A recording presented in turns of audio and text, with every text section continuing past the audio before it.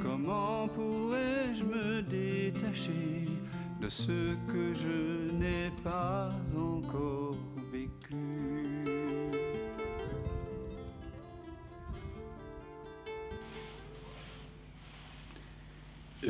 Là, j'ai envie immédiatement, comme ça, de vous proposer de sentir.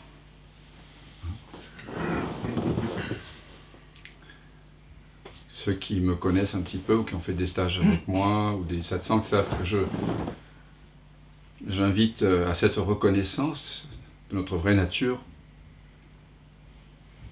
à cette ivresse d'être par diverses bouteilles. Mais moi je dis toujours qu'importe la bouteille pourvu qu'on ait l'ivresse. On peut aborder, reconnaître sa vraie nature à partir de la connaissance, le jnana yoga, la redécouverte de qui je suis, voie directe, inverser la flèche de l'attention, faire basculer la conscience vers elle-même, comme on dit. Mais on peut aussi sentir. Sentir, pour moi, ça veut dire être avec sans la penser. Ah, il y a encore des invités.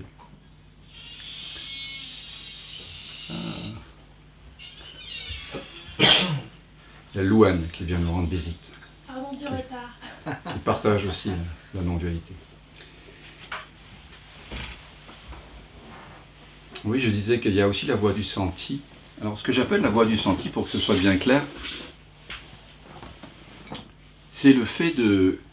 Quand vous sentez déjà, vous ne pouvez pas penser. Vous ne pensez pas. Et quand vous ne pensez pas, eh bien, vous n'êtes plus dans l'attente de quoi que ce soit. Vous êtes dans l'acceptation. Sentir, c'est donc être dans l'acceptation. On pourrait aussi dire sentir, c'est aimer. Bienvenue à toi. Mon petit bébé, là, nouveau-né, là, qui a 1 mois, il est en train de sentir tout le temps. Il n'a pas de... A priori, comme ça, des piques-têtes à mettre sur son senti. Alors il se tord souvent le visage en ce moment parce qu'il doit avoir des problèmes intestinaux comme beaucoup de nouveau-nés. Donc il n'y a que le cri, le pleur pour exprimer. Mais nous avons appris à étiqueter nos émotions, ce qui est certes intéressant, et nos ressentis corporels. Mais dans cet étiquetage foisonnant et incessant, on a perdu la faculté de sentir, peut-être. Et quand on dit qu'on sent, en fait, on sent et on pense à la fois. Quand vraiment on sent, il n'y a pas de pensée. Et donc c'est une voie d'acceptation. C'est ça que signifie profondément quand on dit accepter ce qui est. C'est sentir. C'est la même chose en fait. Parce que quand vous sentez une émotion, sans pouvoir mettre de mots sur cette émotion, eh bien vous êtes en train de l'accepter, de la sentir. Voilà. Et c'est pour ça que quand on sent une émotion, une sensation, on déshabille, on dévait l'émotion de toutes les étiquettes qu'on a mis dessus. Et du coup, on entre en communion avec elle, non pas en communication, mais en communion. Et dans cette communion affectueuse, même amoureuse, se révèle que moi qui semblais sentir et la sensation qui semble être l'objet de l'expérience, nous sommes tous deux faits en réalité de la même présence, de la même conscience, du même soi, du même un, sans second. Donc, pourquoi sentir? C'est une autre façon, si vous voulez, de reconnaître notre vraie nature, de reconnaître l'unité, le un. C'est juste une autre façon de faire. Et d'ailleurs, pour ma part, je n'ai jamais vraiment suivi ce qu'on appelle traditionnellement en Inde la voie de la bhakti, c'est-à-dire le fait de se déposer complètement devant une divinité, Krishna, Jésus, Bouddha ou d'autres. Mais quand on se dépose par amour devant la croix ou ou dans une église, devant un autel ou devant un cierge ou devant un mantra, finalement, c'est la même chose qui arrive que quand on sent. Parce qu'on disparaît. Le moi-je, l'apparente personne, notre masque, ce qu'on croit être, le sujet séparé de l'objet, disparaît dans la rencontre, dans le senti. Et donc, je rapprocherai pour ma part, on pourra en parler tout à l'heure si vous le souhaitez, ce que j'appelle le senti de la voie de la dévotion. Simplement, au lieu de se dévouer à, par exemple, Krishna, Shiva, la Shakti, le soi, etc., Jésus, Bouddha, devant quoi allons-nous nous agenouiller? Nous allons nous agenouiller devant notre sensibilité, nos sensations, mais aussi nos parts d'ombre, nos désirs, même les plus inavouables. Tout ce qui a longtemps façonné, densifié ce qu'on appelle le moi séparé. Parce que si on n'entre pas en intimité avec ce qu'on appelle communément l'ego, à ce moment-là, notre voie spirituelle risque très vite de devenir du contournement spirituel. Je veux retrouver l'espace, je veux retrouver le soi, la présence, la conscience, pour éviter de sentir certaines choses. Et ces choses-là sont de la mémoire souvent, ce sont des choses qui ont été répétées dans notre vie et qui se trouvent dans le corps sous forme de mémoire, sous forme de, on pourrait dire, de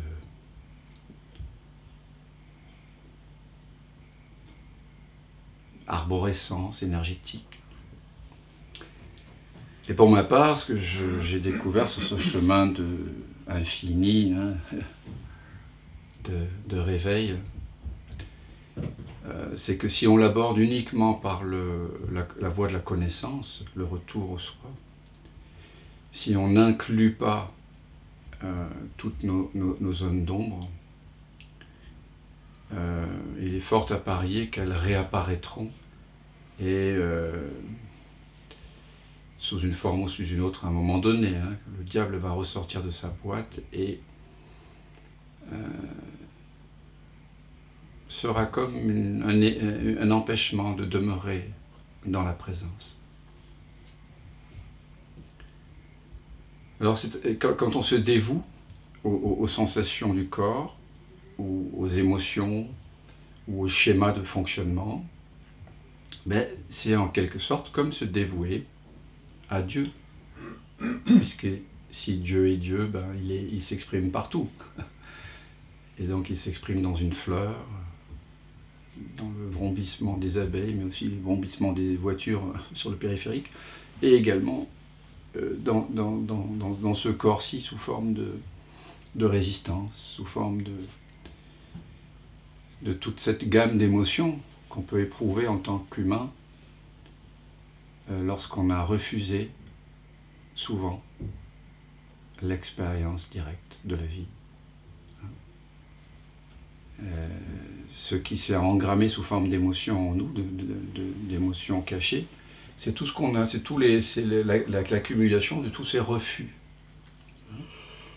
Tant que l'on croyait être quelqu'un, on a résisté, on a aimé ça, on a préféré ça à ça. Et donc tout ce réseau de préférences à répéter journellement a créé des sortes de, on pourrait dire, de manifestations de contraction dans le corps, de densification, d'îlots de densité dans le corps. Et en fait, l'ego, c'est quoi? C'est pas une entité consciente, c'est une activité de la conscience, en fait.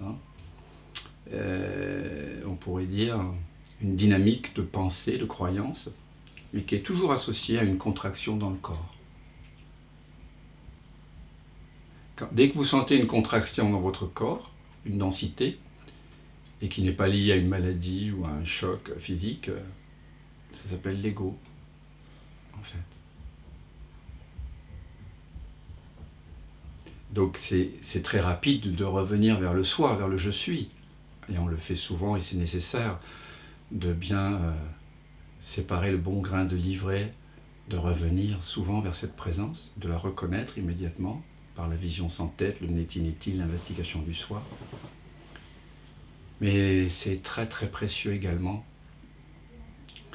de découvrir en explorant les sensations du corps, donc en explorant le corps tactilement, de redécouvrir cette présence de cette façon-là.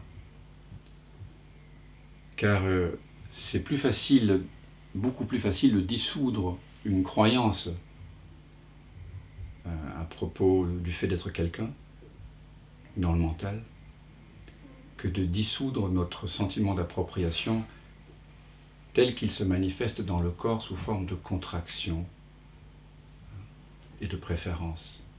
Je veux pas. Ça, c'est plus subtil. Et le nœud, la racine, je dirais, la plus difficile à déraciner de notre ego, c'est ce qui se manifeste dans le corps, sous forme de contraction, donc inutile. Parce que ce qu'on appelle l'ego, c'est à la fois donc une pensée, des pensées qui arrivent, mais il n'y a pas de problème avec une pensée. Le problème commence quand on croit que la pensée est ultimement vraie. Quand on pense qu'une pensée est plus vraie qu'une autre. Et là, la pensée devient une croyance, on y croit, on devient sérieux à propos de cette pensée. Et quand on est sérieux à propos d'une pensée, qu'est-ce qui se passe? Il y a une contraction qu'on ne remarque pas la plupart du temps, puisqu'on est habitué, on vit avec. Cette contraction, en retour, valide l'idée que ce que je crois est vrai. Donc, vous avez une sorte de boucle, en fait, infernale. C'est ça l'enfer. C'est de vivre dans cette boucle qui s'auto-valide, en fait. Et donc, il y a généralement, comme le dit Ramana Maharshi, il y a deux façons, effectivement, de sortir de cette boucle et de reconnaître le soi. Soit l'investigation du soi. Je me pose la question, qui suis-je vraiment? C'est la question que finalement on se pose aussi au cœur du rêve nocturne, lorsqu'on souhaite devenir lucide au cours d'un rêve nocturne et pouvoir se réveiller d'un rêve nocturne. C'est ça, poser la question, qu'est-ce qui est vraiment réel en fait dans mon expérience maintenant? Ça, c'est l'investigation du soi. Qu'est-ce qui est toujours là maintenant? Donc Ramana Maharshi disait, il y a l'investigation du soi et il y a l'abandon à Dieu. Mais dans l'abandon à Dieu, on peut dire aussi, il y a l'abandon au senti, c'est-à-dire à ma contraction corporelle. Je m'adonne complètement à le nœud que je sens dans mon plexus solaire, quand ma sœur ou mon père ou ma mère me parlent comme ça. Je m'adonne complètement à cette peur terrifiante qui me bloque complètement dans le ventre. Lorsque mon chéri ou ma chérie me dit « il faut qu'on parle ». Vous avez déjà entendu cette phrase? Non. Voilà. Donc c'est cette capacité à être avec ce que naturellement nous passons la plupart de notre vie à fuir.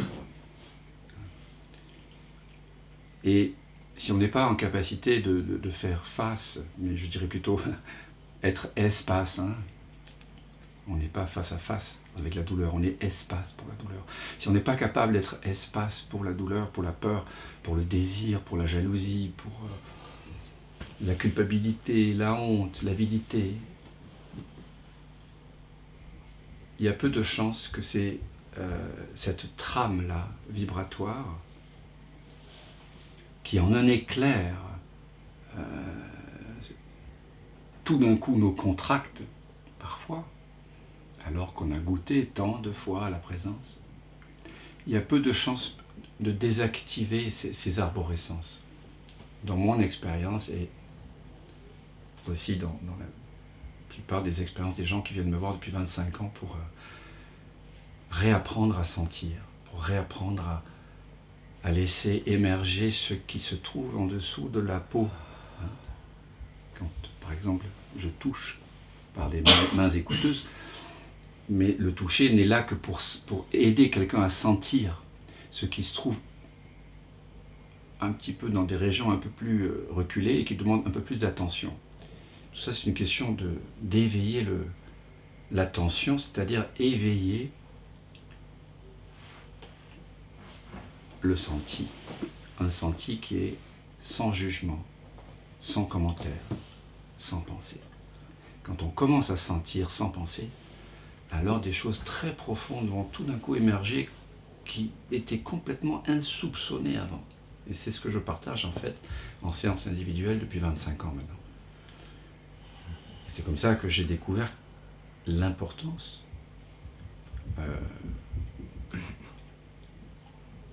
de cet apparent obstacle à réaliser le soi et à y demeurer, que sont ces contractions énergétiques.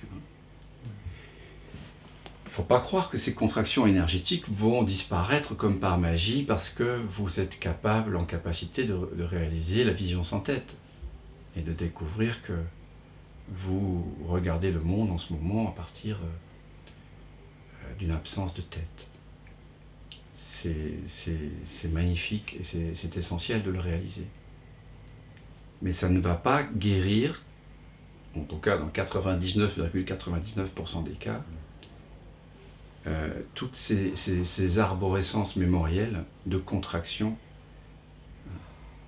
qui ont existé et qui ont donné l'illusion d'être quelqu'un pendant 20, 30, 40, 50 ans. Bien sûr que si on demeure dans la présence en continu, alors elles vont remonter dans cette présence et naturellement se dissoudre. Mais c'est très rare qu'on ait accès à cette présence et qu'on y demeure à tout jamais, comme Ramana Maharshi. Enfin, moi, je ne connais pas personnellement de gens qui ont vécu un tel basculement. Bon, et j'ai rencontré pas mal de chouettes personnes depuis 25 ans. Et donc le fait d'être au contact du corps, c'est pas pour être, comme le croient beaucoup de gens qui ne connaissent que l'Advaita Vedanta, ce n'est pas pour entrer dans une voie progressive. Pas du tout. La voie du senti est une voie directe de reconnaissance du soi. Directe. Parce que vous pouvez mourir directement et instantanément en faveur d'une émotion. Si ça semble prendre du temps, c'est uniquement les résistances conceptuelles qui mettent du temps à se dissoudre. Mais c'est une voie directe et c'est ainsi que je le partage. Que ce soit par le toucher, par le darshan ou simplement par l'invitation à sentir comme ce que nous allons faire ici. Donc la voie du senti, pour moi, c'est une voie directe. Mais on peut, par évocation, par imagination, comme on le fait dans le tantrisme shivaïte du Cachemire, comme dans ce très beau texte que je vous invite à découvrir, qui est le Vijnana Bhairava Tantra. On peut, par l'imagination, donc évoquer des situations qui habituellement semblent avoir le pouvoir dans notre vie de nous contracter de les faire monter énergétiquement dans une certaine mesure, et puis s'agenouiller devant ces émotions, comme on s'agenouillerait devant le Christ en croix, ou devant le Bouddha, hein, et se fondre complètement avec.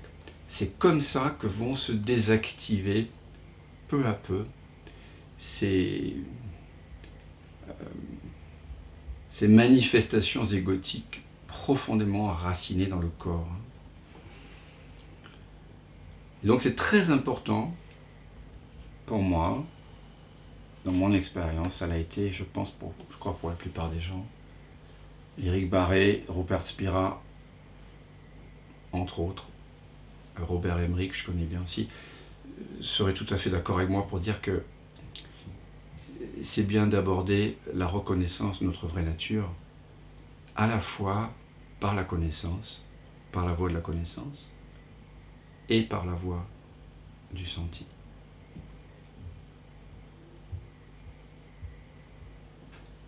Dans chaque voie, il y a bien sûr des avantages et des inconvénients, c'est comme partout. Hein. Mais il y a une phrase qui m'a vraiment frappé de Maître Eckhart, XIIIe siècle, hein, de théologien dominicain. Il disait, lorsqu'on cherche Dieu par une seule voie, on perd Dieu caché dans la voie et on trouve la voie. Quand on cherche Dieu par aucune voie particulière, on trouve Dieu tel qu'il est. Et il est la vie même.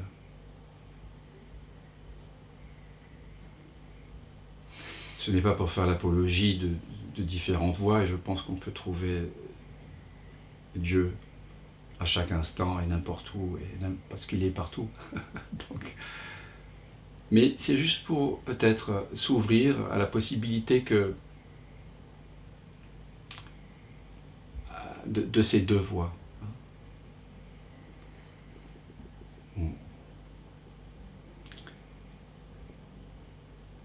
Alors on va faire une petite pratique, parce que ceux qui me connaissent, vous savez que ce qui m'importe, c'est que vous fassiez l'expérience.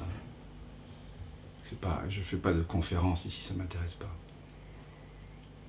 C'est juste pour poser les choses. Un peu. Parce que souvent, je vois qu'il y a beaucoup de confusion qui règne entre ces deux voies, et on les a souvent opposées. Et si vous avez des questions tout à l'heure, on pourra bien sûr tenter d'éclaircir ce qui semble confus. Donc je vais vous inviter simplement à être à l'écoute de ce que vous appelez le corps. On va voir que ce que l'on appelle le corps, après investigation ou après avoir pratiqué, entre guillemets, le senti, n'est peut-être pas du tout la même chose, le même corps. Mais on doit bien commencer par ce qui se présente à nous. C'est ce qu'on fait en satsang. On part de la confusion pour arriver vers la clarté. On part du rêve pour aller vers le rêveur unique. On part de l'illusion pour aller vers le réel. C'est comme ça. On part d'un questionnement pour voir au fond que la réponse était déjà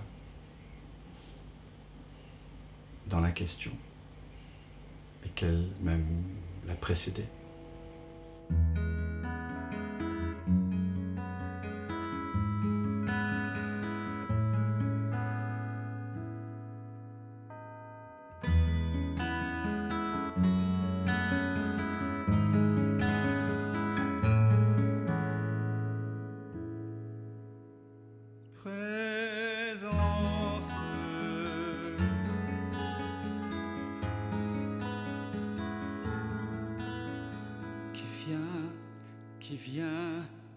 Qui vient de l'absence,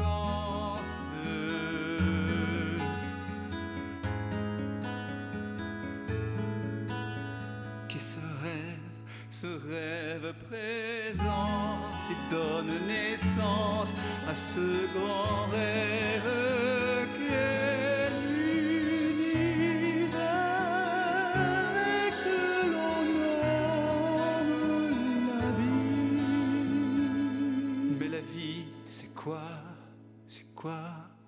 La vie n'est que danse, évidence de l'unique présence. Et tout prend naissance en toi qui jamais ne commence.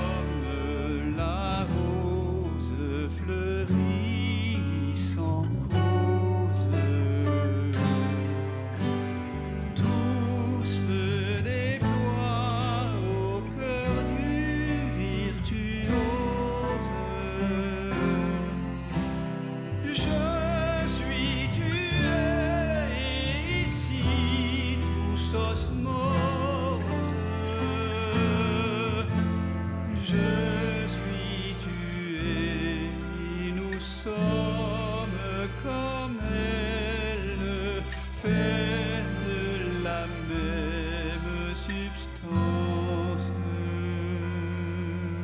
Présence. C'est vraiment maintenant que ça commence. Je m'émerveille en ce silence. Tout naît, tout meurt dans la présence.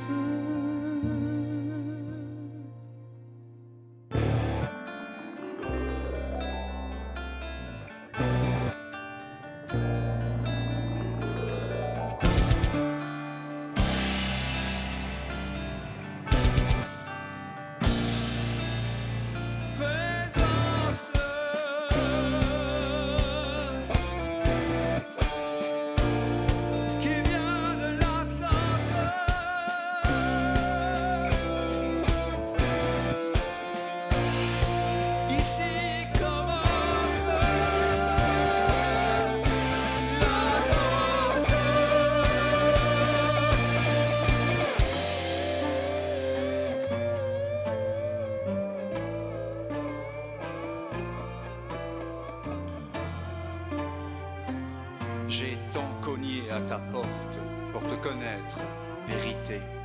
J'ai frôlé folie, j'ai cogné et cogné jusqu'au sang. Un jour, la porte s'est ouverte et j'ai su que j'avais frappé de l'intérieur. C'est le mystère infini de la joue en ta